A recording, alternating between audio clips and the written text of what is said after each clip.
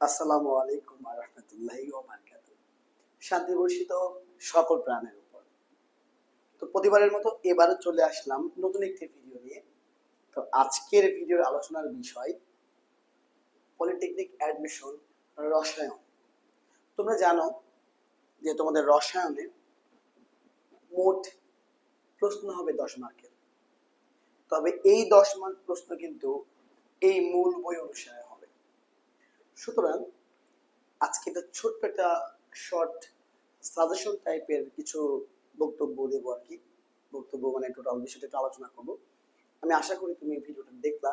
যদি তুমি দেখো তাহলে হয়তো তোমার কেমিস্ট্রি বিষয়ে যে 10 মার্ক তুমি ইনশাল্লাহ পাই যাবে। তো দেখো আমরা কথা না বাড়াই শুরু করি। তো আমি এখন প্রথম যে অধ্যায়টা আছে সেটা নিয়ে একটু আলোচনা করতে চাচ্ছি। প্রথম অধ্যায়টা, হ্যাঁ, কি কি বিষয়ের মধ্যে আমাদের পড়লে আশা করা যায় কমন আসবে। যেমন আমি প্রথম থেকে যদি বলি, প্রথম যে কথাটা গুরুত্বপূর্ণ সেটা হচ্ছে যে প্রথম ব্যবহৃত ধাতুর নাম কি? তামা। প্রথম ব্যবহৃত ধাতুর নাম কি? তামা। তামা কিন্তু সর্বপ্রথম ব্যবহৃত ধাতু, যার সংকেত প্রতীক কিন্তু সিইউ। তারপর আসো দ্বিতীয় যে কথাটা সেটা হচ্ছে যে 3500 অব্দের দিকে সর্বপ্রথম কপার আর টিন দিয়ে সংকর ধাতু তৈরি করা হয়। তাহলে সংকর ধাতু যেটা আছে সেটা কি কি? কপার প্লাস টিন, হ্যাঁ, এসএন হচ্ছে টিনের প্রতীক। এই দুইটা মিলাই কি তৈরি করা হয়? ব্রোঞ্জ। ব্রোঞ্জ এইটা কিন্তু সর্বপ্রথম সংকর ধাতু। আর মনে রাখতে হবে সংকর ধাতুর একটা ইংরেজি ওয়ার্ড আছে, তার নাম হচ্ছে অ্যালয়। অ্যালয় মানে সংকর ধাতু। তো দেখো এটা একটু মনে রাখবা। তারপর 380 অব্দের দিকে, কত বললাম? 380 অব্দের দিকে আরেকটা বিষয় বলতে ভুলে গেছি। এই যে ব্রোঞ্জ কিন্তু তৈরি হয় 3500 খ্রিস্টাব্দে, খ্রিস্টপূর্বে। 3500 খ্রিস্টপূর্বে কিন্তু ব্রোঞ্জ সর্বপ্রথম আবিষ্কৃত হয়।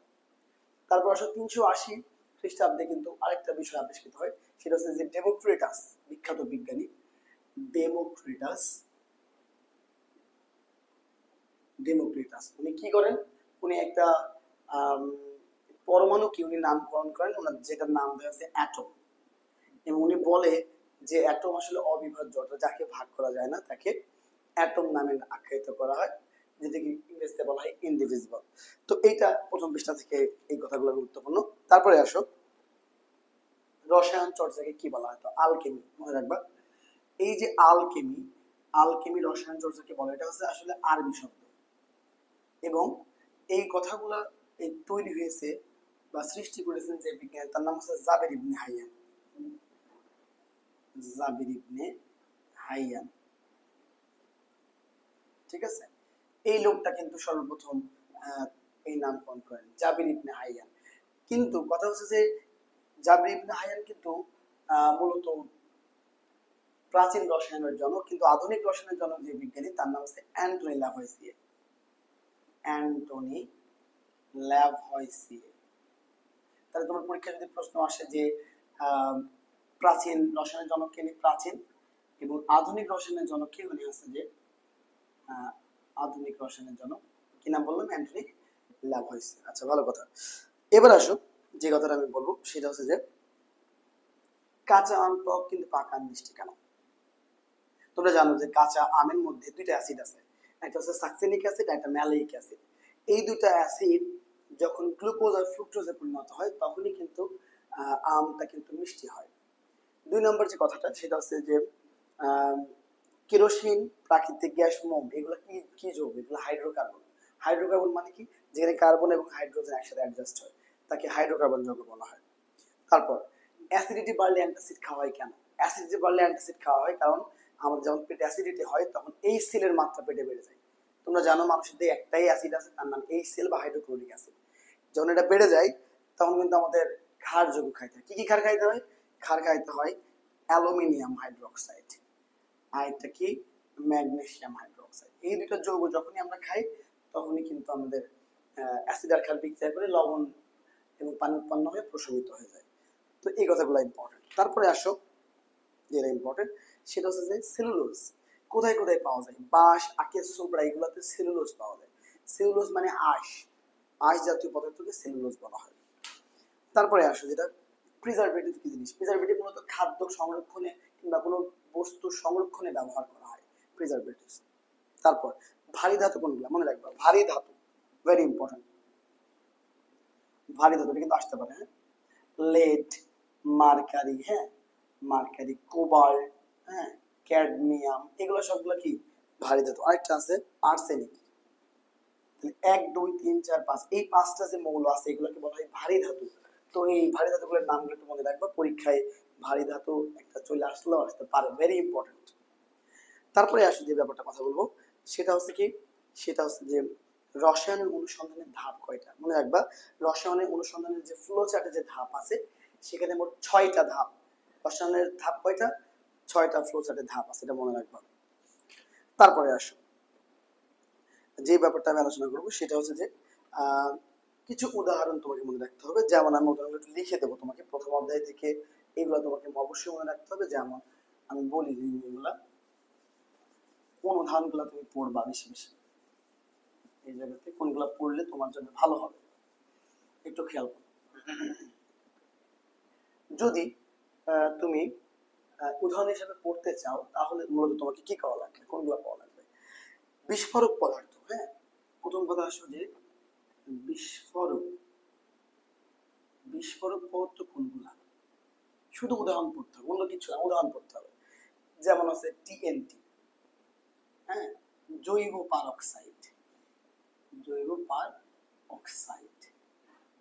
আরেকটা আছে কি আছে বইতে, নাইট্রোগ্লিসারিন, নাইট্রোগ্লিসারিন, নাইট্রোগ্লিসারিন। 2 নাম্বার যে ব্যাপারটা সেটা হচ্ছে যে দাহ্য পদার্থ, দাহ্য, দাহ্য পদার্থ কোনগুলা, যেগুলা সহজে আগুন ধরে যায়, যেমন অ্যালকোহল, অ্যালকোহল কিন্তু দাহ্য পদার্থ, খুব সহজে আগুন ধরে যায়। আরেকটা আছে ইথার, ইথার কিন্তু দাহ্য পদার্থ। তারপরে আসলে কি বিষাক্ত পদার্থ, কোনগুলা বিষাক্ত, টক্সিক সাবস্টেন্স বলা হয় benzene, chlorobenzene, methanol, benzene, chlorobenzene, chlorobenzene, আরেকটা কি আছে মিথানল। এগুলোকে আমরা বলবো বিষাক্ত পদার্থ। তারপরে আসো উত্তেজক পদার্থ, আসার সম্ভাবনা নাই, মনে রাখবে ডাস্ট, লৌহ অ্যাসিড, এগুলোকে উত্তেজক পদার্থ বলে, এগুলো আসার সম্ভাবনা কম। স্বাস্থ্য ঝুঁকি পদার্থ বেনজিন, টোলুইন, মনে রাখবা স্বাস্থ্য ঝুঁকি, হ্যাঁ, কোনগুলা, বেনজিন, টলুইন, টলুইন, এইগুলা স্বাস্থ্য ঝুঁকিপূর্ণ পদার্থ। আরেকটা আছে জাইলিন, জাইলিন। ঠিক আছে, আমি একটু দ্রুত বলবো, তোমরা একটু ক্যাচ করার ট্রাই করবা, কারণ তোমরা জানো যে তোমাদের সময়টা অনেক কম এই জায়গায়, কালকে পরীক্ষা, তো সুতরাং আমি শর্ট সাজেশন কিন্তু এই জন্যই তৈরি করছি আসলে। তারপর সাথে তেজস্ক্রিয় পদার্থ, তোমরা জানো ইউরেনিয়াম, রেডিয়াম, এগুলো তেজস্ক্রিয় পদার্থ, এগুলো আমি আর লিখলাম না। তো প্রথম অধ্যায় মূলত এগুলো করলেই না, প্রথম অধ্যায় মোটামুটি আর কিছু করার দরকার নেই। এবার তোমরা চলে আসো দ্বিতীয় অধ্যায়, আমি একটু দ্বিতীয় অধ্যায় নিয়ে কথা বলি এবার। দ্বিতীয় অধ্যায়টা কোনগুলা পরীক্ষায় আসতে পারে, তার মধ্যে তোমরা জানো যে কঠিন পদার্থ কি কি আছে কি কি নাই। কঠিন পদার্থে নির্দিষ্ট ভর আছে, আকার আছে, আর আয়তন আছে, এই তিনটা জিনিসই আছে, আকার, ভর, আয়তন। কিন্তু তল পদার্থে ভর আর আয়তন আছে কিন্তু আকার নাই, তুমি যে পাত্রে রাখো সেই পাত্রে আকার ধারণ করে। গ্যাসীয় কোনগুলা, গ্যাসীয় বলতে বোঝায় যার আকার আয়তন নাই কিন্তু নির্দিষ্ট ভর আছে, এই তিনটা বৈশিষ্ট্য তো মাথায় রাখবা। তারপর আসো কণার গতিতত্ত্ব, কণার গতিতত্ত্ব কার বেশি, কোন পদার্থের বেশি, কঠিন তরল না বায়বীয়, বায়বীয় বেশি। কেন? কারণ বায়বীয় গুলা খুব দ্রুত ছোটাছুটি করতে পারে, এই জন্য এর গতিতত্ত্ব বেশি। আবার আন্তঃনবিক শক্তি কার বেশি, কঠিন পদার্থের আন্তঃনবিক শক্তি বেশি।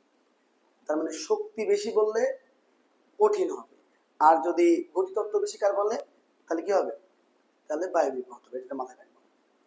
সবচেয়ে ইম্পর্টেন্ট যে পার্টটা দ্বিতীয় অধ্যায় সেটা হচ্ছে ব্যাপনের ম্যাথ আছে, ব্যাপন, এটা কিন্তু পরীক্ষায় একটা ভেরি ভেরি একটা ইম্পর্টেন্ট একটা আসতে পারে আমার মনে হয়। কেমন, মনে করো ব্যাপনের ম্যাথ তোমাকে, তুমি জানো যে যে মৌলের, যে মৌলের আণবিক ভর কম, আণবিক ভর কম, ওই মৌলের, ওই মৌলের ব্যাপনের হার বেশি, ব্যাপনের হার বেশি। যে মৌলের আণবিক ভর কম ওই মৌলের ব্যাপনের হার বেশি। কারণ হচ্ছে যে এই কথাটা যে বোঝাচ্ছে এটা যে সাপোজ আমাকে বললো যে 4টা অপশন দিল সাপোজ, তা আমি দুইটার মধ্যে দেখাই কোনটার ব্যাপনের হার বেশি। তোমাকে এই ধরনের ভর মুখস্থ করা লাগবে। যদিও আমার যারা ক্লাসে ছিল অফলাইন ক্লাসে তারা সবাই মোটামুটি এগুলা খুবই পারদর্শী। তো কার্বন আসলে ভর হচ্ছে 12 আর হাইড্রোজেনের আসলে 1, তো এখানে 4 অক্ষে 4 মোট 16। এখানে কার্বনের 12, অক্সিজেনের 16 দুগুণে 32, তাহলে অর্থাৎ 44। বলতো কার ব্যাপন বেশি? অবশ্যই এর ব্যাপন বেশি, কারণ এর ভর কম। যার ভর কম তার ব্যাপন বেশি। এখান থেকে অবশ্যই একটা ম্যাথ আসতে পারে পরীক্ষায়। তো সুতরাং 1 থেকে 30 নাম্বার মৌল পর্যন্ত ভরগুলো তো ভালো দেখে যাবা, তাহলে 1 থেকে 30 মৌলের বাইরে কখনোই তোমার পরীক্ষা আসবে না। তো আশা করি তুমি ক্লিয়ার। তারপরে আসো পটাশিয়াম পারম্যাঙ্গানেট এর সংকেত কি? KMnO4, এটা মনে রাখবা। পটাশিয়াম পারম্যাঙ্গানেট KMnO4, এটাকে পটাশিয়াম পারম্যাঙ্গানেট যৌগ বলা হয়। Potassium permanganate.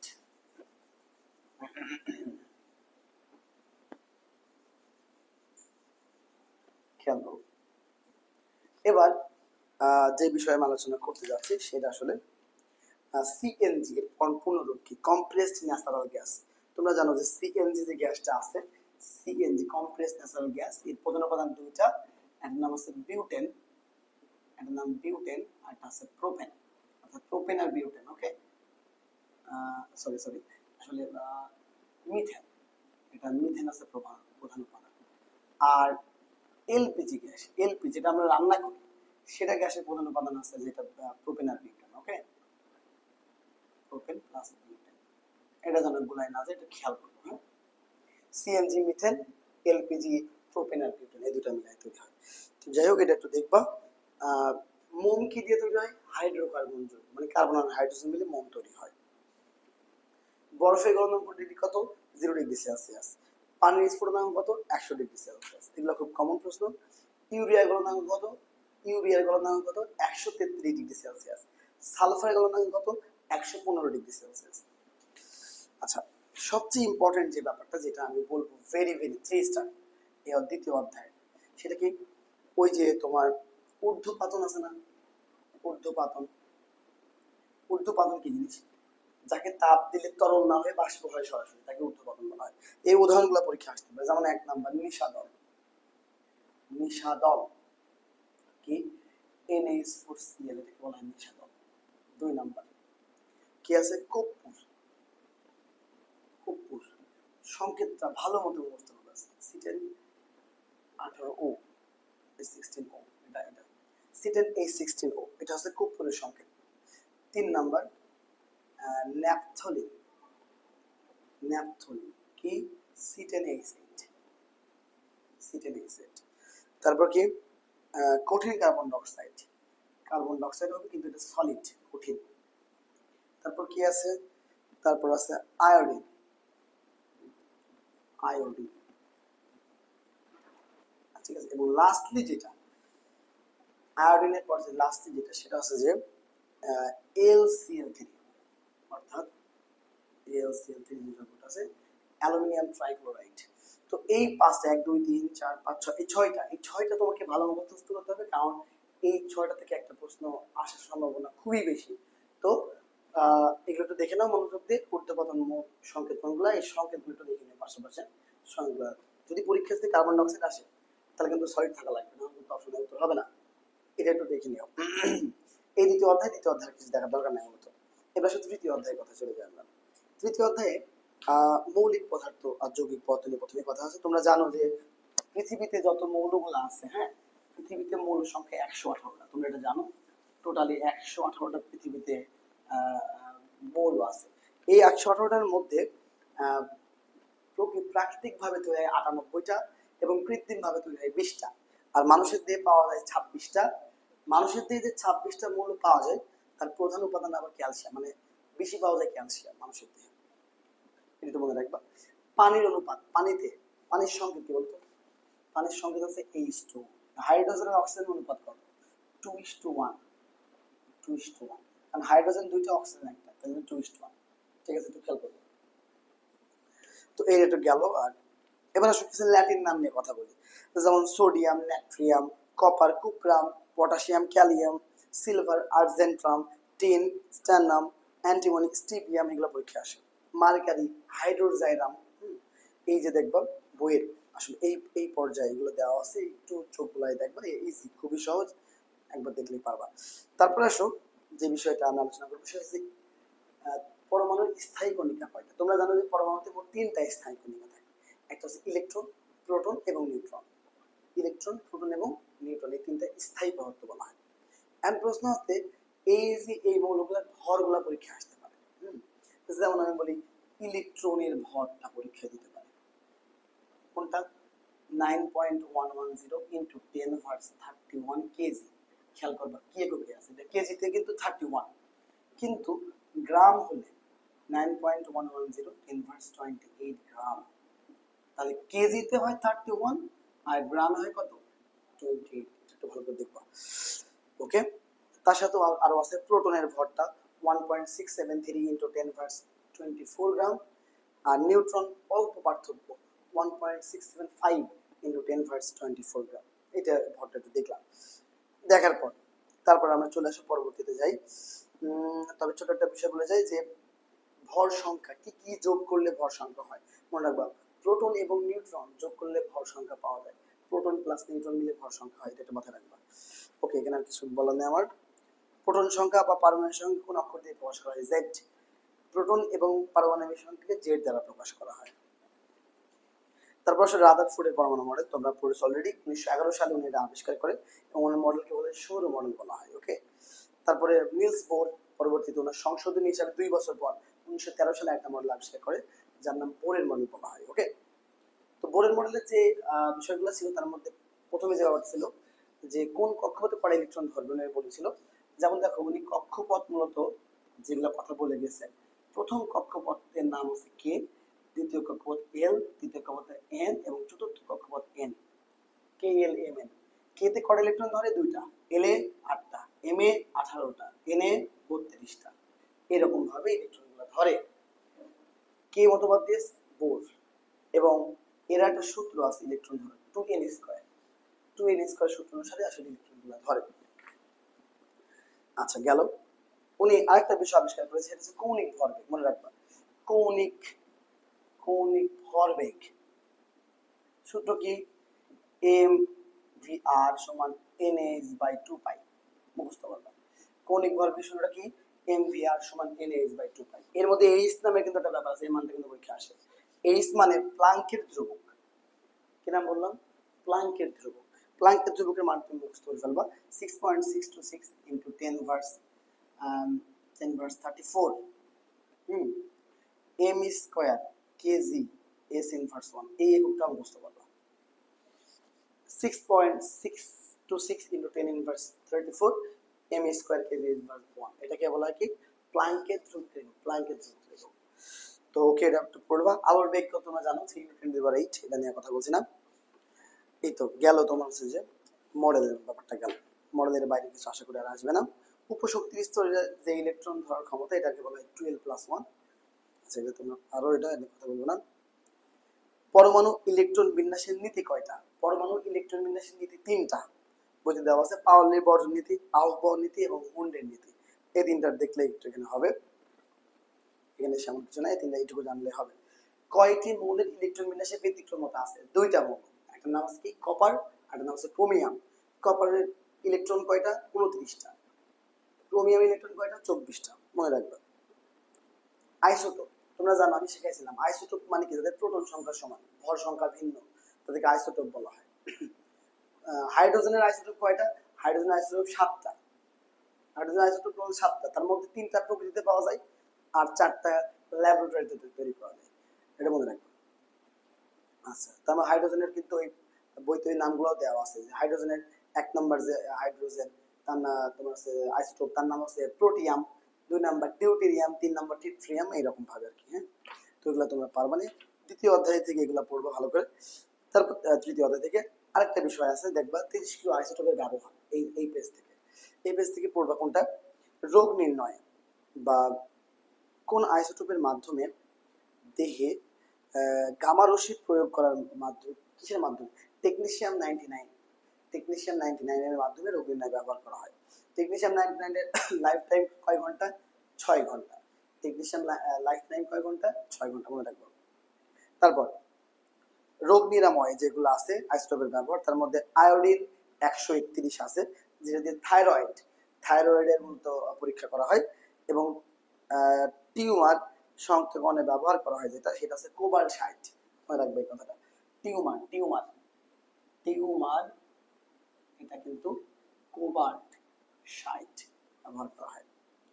তারপরে আসো রক্তের লিউকোমিয়া রোগ, মানে এক কথায় ব্লাড ক্যান্সার। লিউকোমিয়া মানে ব্লাড ক্যান্সার। ব্লাড ক্যান্সারে কি? ব্লাড ক্যান্সার বা লিউকোমিয়াতে 32 ফসফরাস ব্যবহার করে। ঠিক আছে, তো এইগুলা পড়লে এখানে হবে, আর কিছু এখানে লাগছে না। চলে আসে পরবর্তী পৃষ্ঠায়। পারমাণবিক যে এই পর্যন্ত বোমা নিক্ষেপ হয়েছে 2 জায়গায় এই পর্যন্ত, হিরোশিমা নাগাসাকিতে, এটা আছে মূলত জাপানে, এবং 1986 সালে এটা হয় রাশিয়ার চেরনোবিল নামে একটা জায়গায়। তো এইটুকু পড়লে তৃতীয় অধ্যায় কমপ্লিট। তৃতীয় অধ্যায়ের বাইরে কিছু পড়ার দরকার নাই। এবার আসলে আমরা চতুর্থ অধ্যায় নিয়ে কথা বলি। চতুর্থ অধ্যায় আমি রিসেন্ট পড়াইছি আমাদের অফলাইন ব্যাচে। আমি আশা করি তোমাদের চতুর্থ অধ্যায় সমস্যা হবে না। তারপরে দু একটা লাইন আমি বলে যাই চতুর্থ অধ্যায় সম্পর্কিত। ওকে, খেয়াল করো। চতুর্থ অধ্যায়ের যে ব্যাপারটা আমি কথা বলবো, চতুর্থ অধ্যায় বলার আগে আমি একটু অসুস্থ, আসলে এই জন্য আসলে তো কথা বলতে একটু ঝামেলা হচ্ছে আর কি। তো পর্যায় সারণী যে ব্যাপারটা আমি বলবো, সেটা তোমরা জানো যে পর্যায় সারণীতে ল্যাভয়েসি নামে একটা বিজ্ঞানী আছে, ধাত্ব এবং অধাতুকে ভাগ করেন। ডোবেরাইন ত্রয়ী সূত্র আবিষ্কার করেন। তারপরে নিউল্যান্ড উনি অষ্টকের সূত্র আবিষ্কার করেন। আর রাশিয়ান বিজ্ঞানী দিমিত্রি মেন্ডেলিভ উনি আসলে পর্যায় সারণী সূত্রটা আবিষ্কার করেন।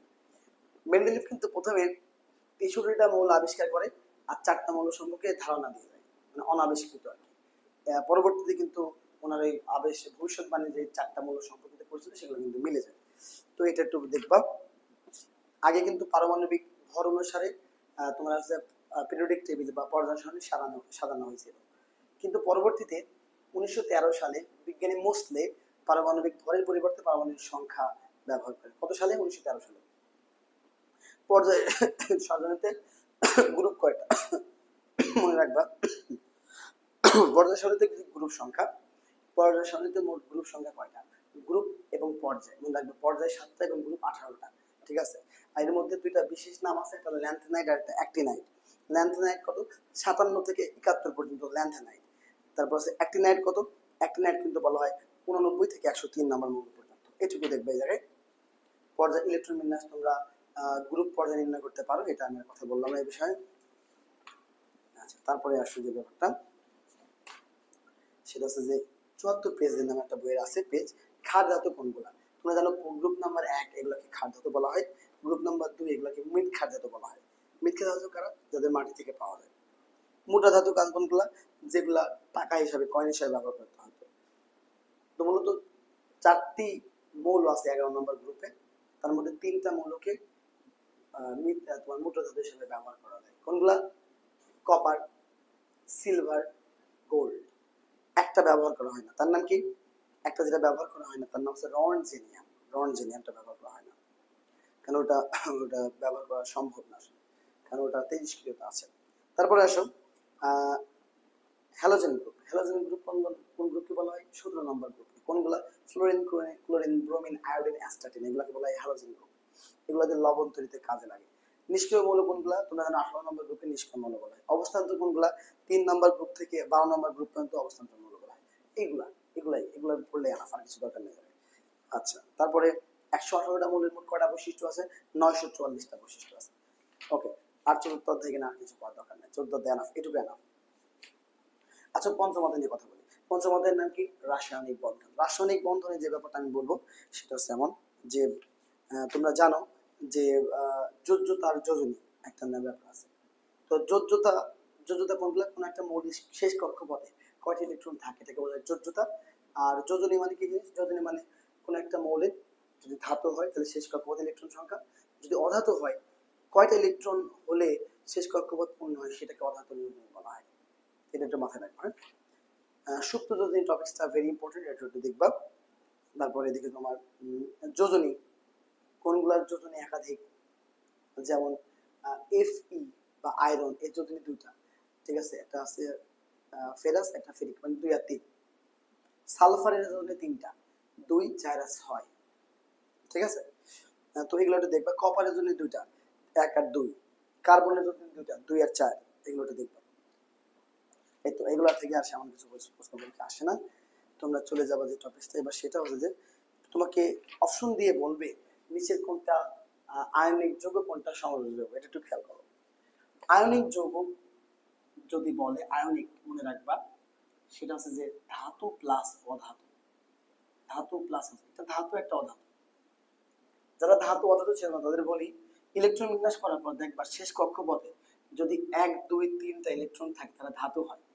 আর অধাতুর ক্ষেত্রে হয় কি 5 6 7টা। যাদের শেষ কক্ষপথে ইলেকট্রন আছে তাদেরকে অধাতু বলা হয়। তাহলে ধাতু আর অধাতু মিলাই আয়নিক যৌগ হয়। যেমন উদাহরণ দিই, সোডিয়াম ক্লোরাইড, তারপরে ম্যাগনেসিয়াম ক্লোরাইড, তাই না? এগুলা কিন্তু, তারপরে কি ম্যাগনেসিয়াম অক্সাইড, এগুলা মূলত বইতে দেওয়া আছে বেশি বেশি। এগুলা থেকে পরীক্ষা আসতে পারে আয়নিক যৌগ। এগুলা সমযোজী যৌগ কোনগুলা? সমযোজী মানে কি? সমযোজী মানে যেগুলা অধাতু প্লাস অধাতু। অধাতু প্লাস কি? অধাতু প্লাস অধাতু। মনে রাখবা, যেমন পানি, অক্সিজেন, হাইড্রোজেন অধাতু, অক্সিজেন অধাতু, কার্বন ডাইঅক্সাইড, কার্বন অধাতু, অক্সিজেন অধাতু। তাহলে অর্থাৎ এগুলোকে আমরা সমযোজী যৌগ বলবো। এগুলো মনে রাখলে কিনা এনাফ, আর কিছু এখানে সামনে কিছু দরকার নাই। তোমরা চলে যাবো যে অংশটুকু, সেটা এবার ষষ্ঠ অধ্যায়। ষষ্ঠ অধ্যায় যে ব্যাপারটা একটু বলবো সেটা হচ্ছে তুতের সংকেতটা ভেরি ইম্পর্টেন্ট। তুতে, তুতে, তুতে কি? Copper sulphate into pass on পানি, এটাকে বলা হয় তুতে। তুতে বলা হয়। আচ্ছা, তারপর গেল তুতের আণবিক ভর কত, এটাও একটু মনে রাখবো। 249.5, এটা আছে তুতের আণবিক ভর। আচ্ছা, তারপরে আসো গ্যাসের, আমি এগুলো শিখাইছিলাম তোমাদের, গ্যাসের মূল আয়তন বের করার সূত্র। W সমান N সমান W বাই M। তারপরে N সমান আরেকটা সূত্র আছে, তোমার কি N বাই N, এটা একটা সূত্র আছে। আর W সমান সরি N সমান আরেকটা সূত্র আছে, সেটা হচ্ছে যে V বাই 22.4, রাইট?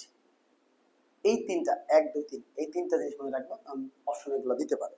তো এগুলো হচ্ছে যে N এর মান নির্ণয় করার বিষয়। আচ্ছা, যাই হোক, আমি এই বিষয়ে কথা বলছি না।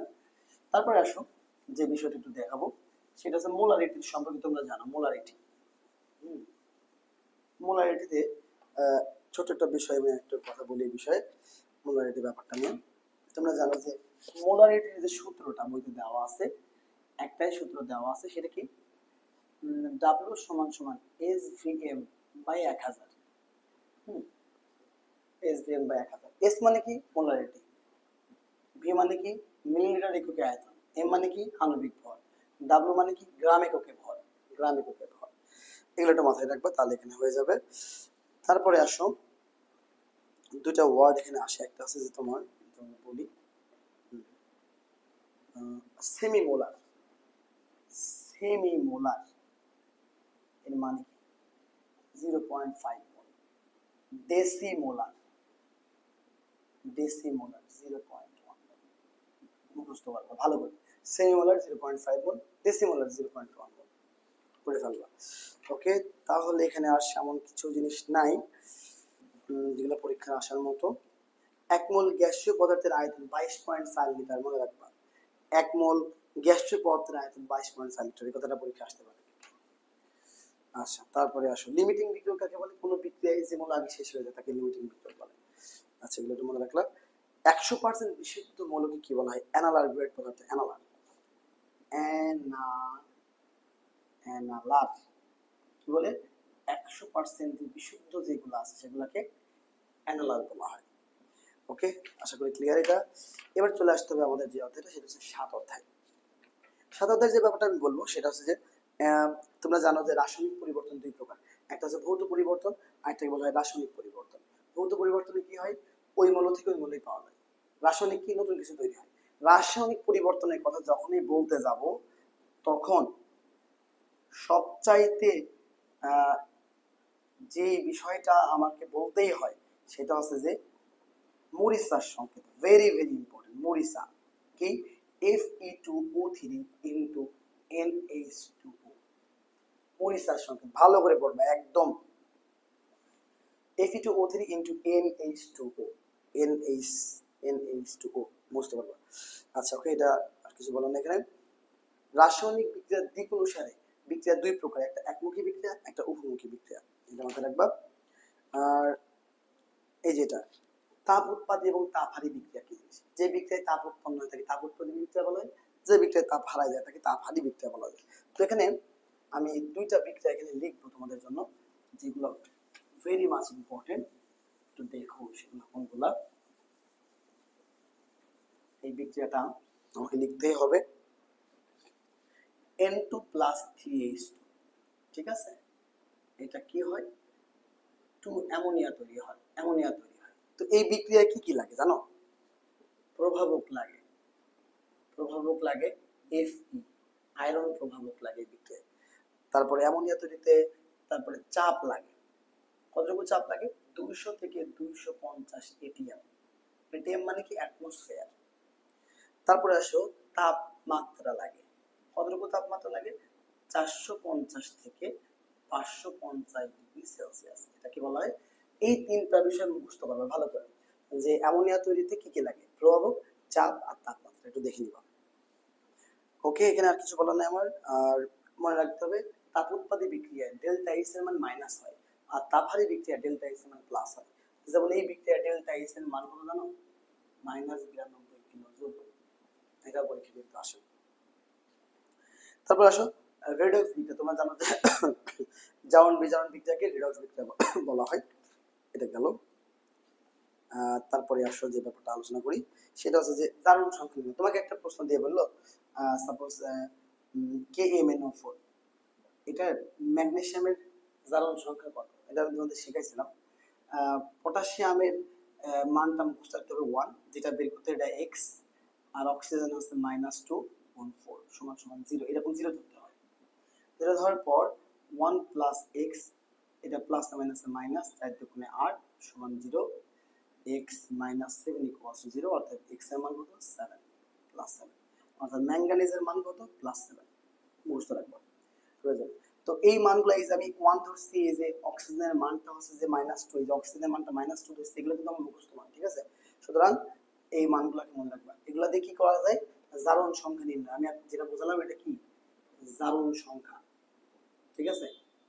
আরেকটা যেগুলো বলি, যেগুলো পরীক্ষা আসে, K2Cr2O7, K2Cr2O7, এখানে বলা হয় ক্রোমিয়ামের জারণ মান নির্ণয়, এটাও বলে পরীক্ষায়। মনে রাখবে পটাশিয়াম যদি 1 হয় তাহলে 1 গুণ 2, এখানে ক্রোমিয়াম 2টা আছে, 2x, যেটা যেটা নির্ণয় করতে হবে সেটাকে x ধরতে হবে। অক্সিজেন করা? -2 গুণ 7 সমান সমান 0, তাহলে 2 প্লাস 2x, 7 দুগুণ 14 সমান সমান 0, তাহলে কি 2x যদি আমি যোগ বিয়োগ করি তাহলে হয় কত বলতো? 12 ইকুয়ালস টু 0, তাহলে 2x ইকুয়ালস টু 12, x এর মান কত বলতো? প্লাস 6, অর্থাৎ ক্রোমিয়ামের জারণ মান কত? প্লাস 6। ওকে, ক্লিয়ার আশা করি, আর সমস্যার কথা না। এবার আসলে জারণ বিজারণ বিক্রিয়া কয় প্রকার? জারণ বিজারণ যে বিক্রিয়াটা আছে এটা মূলত 4 প্রকার: সংযোজন, বিয়োজন, প্রতিস্থাপন আর দহন, এগুলো মনে রাখবা। তারপরে গেল এবার আসলে নন রিডক্স বিক্রিয়া। নন রিডক্স বিক্রিয়া মূলত দুই ধরনের হয়, এটা প্রশমন বিক্রিয়া, এটা অধঃক্ষেপণ বিক্রিয়া। তোমরা জানো অ্যাসিড আর ক্ষারের বিক্রিয়ায় লবণ আর পানি উৎপন্ন, এটাকে প্রশমন বিক্রিয়া বলে। আর অধঃক্ষেপণ বিক্রিয়া কি জিনিস? অধঃক্ষেপণ বিক্রিয়া যে জিনিসে তলানি পড়ে থাকে অধঃক্ষেপণ বিক্রিয়া বলে। সামনে কিছু বলার নাই। এই লাইনটা ভেরি ইম্পর্টেন্ট। প্রশমন বিক্রিয়ায় তাপ উৎপাদী বিক্রিয়া ও অ্যাসিড ও ক্ষার উভয় তীব্র হলে তার মান ডেল্টা এইচ এর মান -57.34। মনে রাখবা প্রশমন বিক্রিয়ায় ডেল্টা এইচ, প্রশমন বিক্রিয়ায় ডেল্টা এইচ এর মান -57.34। ভেরি ভেরি ইম্পর্টেন্ট এই কথাটা মনে রাখবা। প্রশমন বিক্রিয়া ডেল্টা এইচ বললেই তোর কত? -57.34 পড়ে ফেলবা। ওকে, আশা করি ক্লিয়ার। এবার তারপরে যে প্রশ্নটা আমি কথা বলবো সেটা হচ্ছে ইউরিয়া নিয়ে কথা বলবো। হ্যাঁ, তোমরা জানো যে ইউরিয়ার সংকেতে নাইট্রোজেনের আধিক্য আছে, অর্থাৎ নাইট্রোজেন বেশি আছে। তাহলে আমরা যে ব্যাপারটা বলবো সেটা এমন যে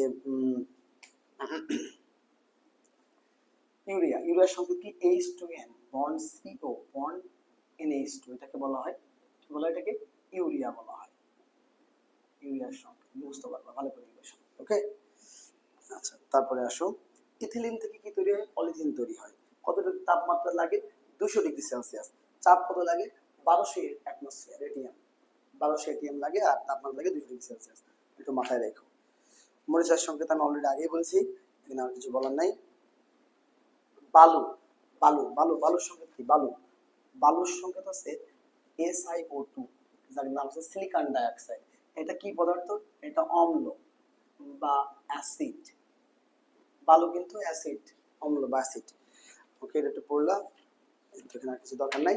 চলে আসতে হবে 8 অধ্যায়ে। এবার 8 অধ্যায়ে যদি বলতে যাই, সেমন আসলে 8 অধ্যায়ে সেমন প্রশ্ন নাই, তবে এইটা খুব বেশি আসে। 1 ক্যালোরি সমান কত জুল, 1 ক্যালোরি সমান 4.18 জুল, ঠিক আছে, এটা মুখস্থ করবো। 1 ক্যালোরি সমান 4.18 জুল, এটা মাথায় রাখবা, এটা পরীক্ষায় আসতে পারে। এখানে আর সেমন আসার মতো নাই আসলে। তারপর আসো, ইথানল কি জ্বালানি হিসেবে ব্যবহার করে কাকে, ইথানলকে। হ্যাঁ, এই দেখো CH3CH2 বন্ড OH, এটা হচ্ছে ইথানল, এর নাম কি, ইথানল। এটা কি করে, জ্বালানি হিসেবে ব্যবহার করে, জ্বালানি হিসেবে ব্যবহার করে। তারপর একটা কথা শোনো, গ্রিন হাউস আছে না, গ্রিন হাউস যে গ্যাসটা আছে, প্রধান উপাদান কি, মিথেন আর কার্বন ডাইঅক্সাইড, এই দুটো বেশি উপাদান হিসেবে ব্যবহার করা হয় গ্রিন হাউস গ্যাসে। এটা পড়বে, একটু ভালো করে দেখবা। পৃথিবীতে আল্ট্রাভায়োলেট রাশি বা অতি বেগুনি রাশি আসতে বাধা দেয় কি, অতিরিক্ত গ্যাস, ওজোন স্তর গ্যাস, এটা মাথায় রেখো।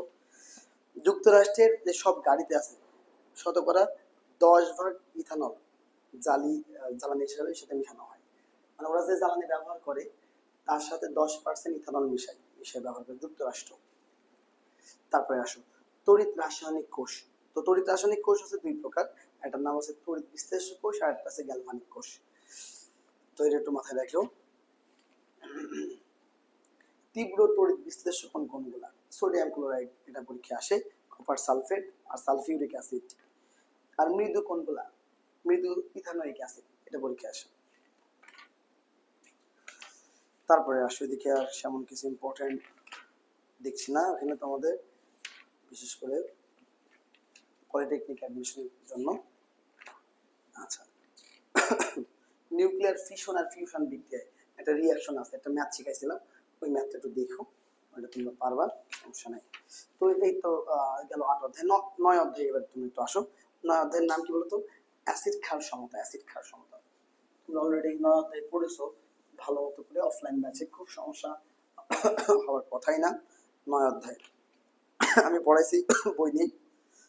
তোমরা জানো যে অ্যাসিড হতে গেলে H+ থাকা আবশ্যক, ক্ষার থাকতে গেলে, ক্ষার হতে গেলে কি OH থাকে, তাহলে এটা হচ্ছে অ্যাসিড।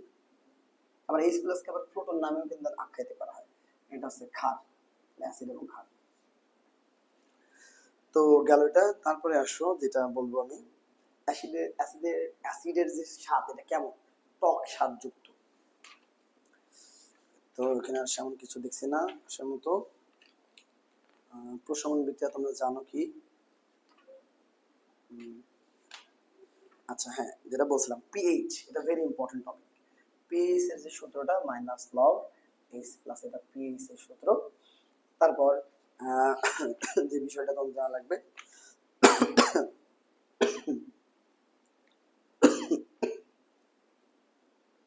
পাকস্থলীর পিএইচ কত, পাকস্থলীর পিএইচ হচ্ছে 1। মানুষের ত্বকের পিএইচ কত, 4.8 থেকে 5.5। মূত্রের পিএইচ কত, 6। রক্তের পিএইচ কত, 7.4।